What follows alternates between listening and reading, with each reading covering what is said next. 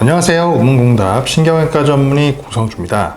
오늘의 우문공답 주제는요, Q&A 시간, 오늘 세 번째 시간입니다.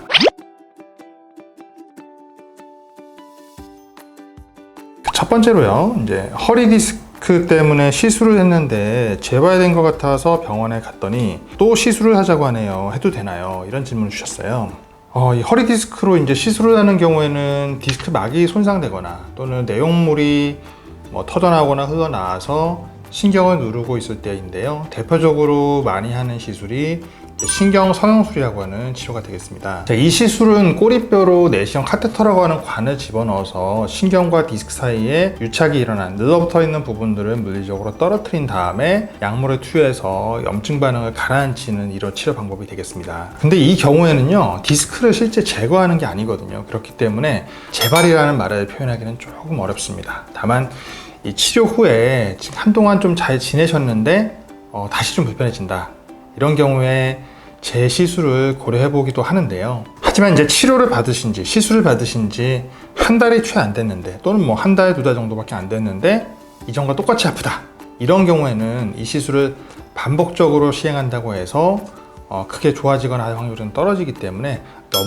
짧은 시기에 시술을 반복하는 것은 권하지 않고 있습니다. 그런데요, 만일 이제 디스크를 좀 제거하거나 아니면은 긁어내거나 이런 식으로 부피를 좀 줄이는 시술을 했었던 경우라고 하면 좀 얘기가 달라지거든요. 치료한 시점부터 한 달 정도 이내라고 했을 때는 터져나온 디스크가 딱딱한 덩어리가 아닌 좀 말랑말랑한 수액 성분이 흘러나올 가능성이 높거든요. 이런 경우에는 신경을 일시적으로 누르더라도 시간이 지남에 따라서 흡수가 될 가능성이 있습니다. 그렇기 때문에 바로 우리가 또 다른 시술을 통해서 디스크를 제거하거나 끄집어내기보다는요, 마비가 있거나 그러지 않은 상태라고 하면 우리가 말하는 신경차단술, 주사 약물을 통해서 신경 주변에 염증 반응을 가라앉혀 주는 것만으로도 통증 호전성이 될 수 있기 때문에 주사 치료를 먼저 해보시는 것을 추천드립니다.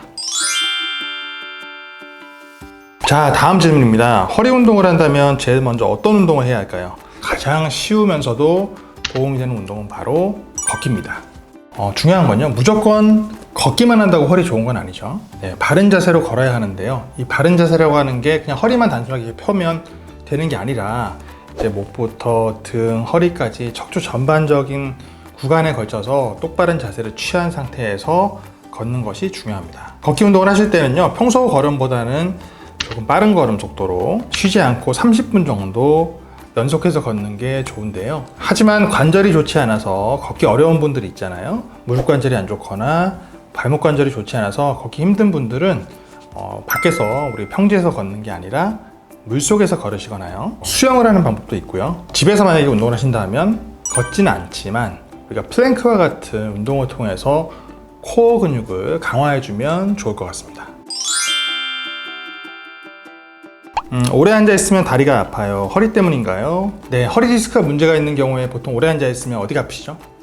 허리가 아픕니다. 네, 허리 통증이 발생하죠. 하지만 이제 이 디스크가요, 척수라고 말하는 이 기둥에 해당되는 척수, 네, 이 부분을 누르는 게 아니라 양 옆으로 있는 신경가지, 신경근을 압박하거나 자극하게 되면 다리 증상이 나타날 수 있습니다. 다리 전체적인 부분이 아니라 특정 부위가 저리다든지 아니면 아프거나 이런 경우에는 허리신경이 원인이 될 가능성이 좀 더 높습니다. 하지만 이제 우리가 좌골신경통 들어보셨죠? 네, 이상근이라고 하는 근육이 있는데요. 그 근육 안쪽, 바닥 쪽으로 지나가는 그 좌골신경이 눌리는 경우에는 허리 디스크가 문제가 있을 때 느껴지는 이 방사통, 다리 쪽으로 당기고 저린 증상처럼 이런 증상과 유사하게 나타날 수 있기 때문에 감별이 필요합니다.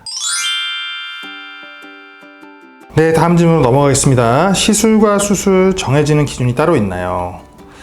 네, 아무래도 수술은 기존의 이 정상적인 구조물들을 좀 파괴하고 우리가 불필요하게 신경을 압박하거나 이런 부분들을 제거하는 치료이다 보니까 최대한 작게 치료하는 게 좋겠죠. 네, 그런 면에서는 기존에 있는 이 구조물을 최대한 유지하면서 치료할 수 있는 시술적인 치료를 먼저 고려해 보는 것이 좀 더 안전하겠습니다.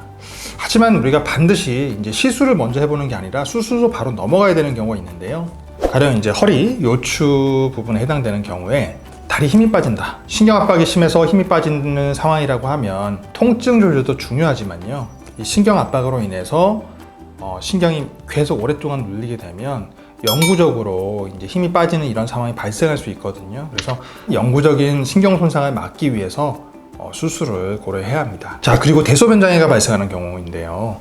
허리에 있는 신경 압박이 심한 경우에 마미총 증후군이라고 들어보셨을 거예요. 소변이 안 나온다든지 아니면 대변이 흘러내리는 경우, 이런 경우 심각한 신경 손상을 의미하기 때문에 이때는 최대한 빨리 수술을 하셔야 영구적으로 신경 손상이 있는 것을 막을 수 있습니다.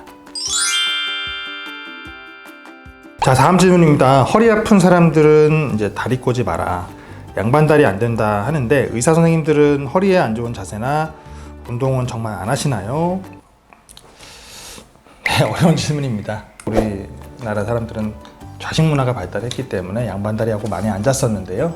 최근에는 바른 자세를 유지하려고 굉장히 노력 중에 있습니다. 환자분들께 하지 말라고 말씀드리는데 정작 저는 지키지 않으면 이 환자와 의사 간의 신뢰관계가 좀 무너질 것 같아서 무척 신경 쓰고 있고요.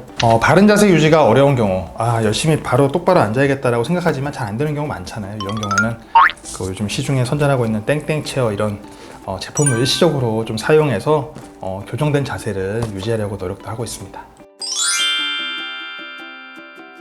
네, 오늘도 여러분들이 궁금해하셨던 의문응답 Q&A 시간을 가져봤는데요. 생활하시다가 또 통증이 발생했을 때 특정 상황에선 또 어떻게 해야 될지, 앞으로 나는 어떻게 좀 대비를 해야 될지, 이런 것들 궁금한 점 있으시면 주저 마시고 댓글로 답해 주시면 또 성심껏 답변하는 시간 갖도록 하겠습니다. 시청해 주셔서 감사합니다.